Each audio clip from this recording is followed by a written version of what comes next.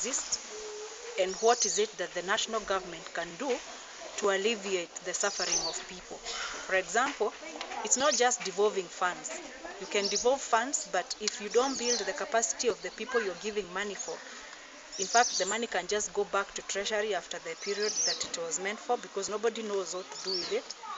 And then number two, you can still do the building. For example, you can do the health center, but if you don't send the personnel needed and the medicine, and then there are no referral systems, the roads around there don't work, so accessibility becomes still very difficult. So there's a lot of partnership that can happen between the government, the church, and the community that can add more value to these devolved structures. And so in terms of advocacy, it's now very clear what NCCK needs to give as guidance for the national government to make health more accessible for all, more affordable for all, and in a sustainable way, so that one day if donors withdrew, the health system in Kenya would not collapse. And so we think the community strategy is one way to go. You have people who live in their own homes, who get concerned about their neighbors, which is what the Bible teaches us, to be our brothers' keepers. And when there's a problem, there's a way we can solve it without necessarily importing solutions. So in terms of advocacy at the lower levels, now people can ask for what it is that they are missing, and it's delivered.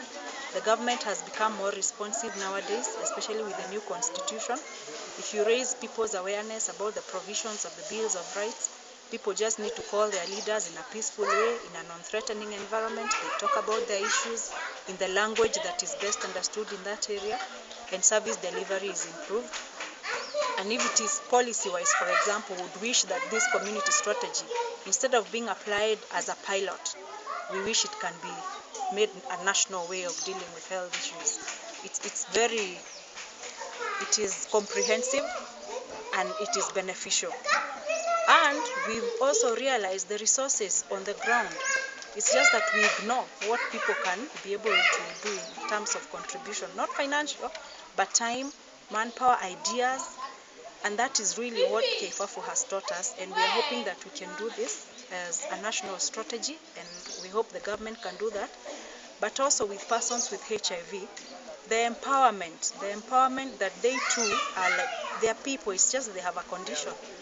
If they are given an opportunity, they are given the enabling environment, they are empowered, for example, to have IGAs, they can perform maybe even better than these other people, just given a chance, and the follow-up that is needed, plus also the medicine that they need for ARVs.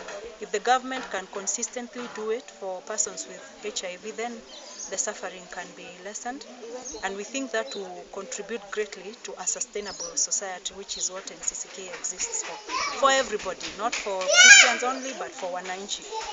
So that in a nutshell is what I wish to say.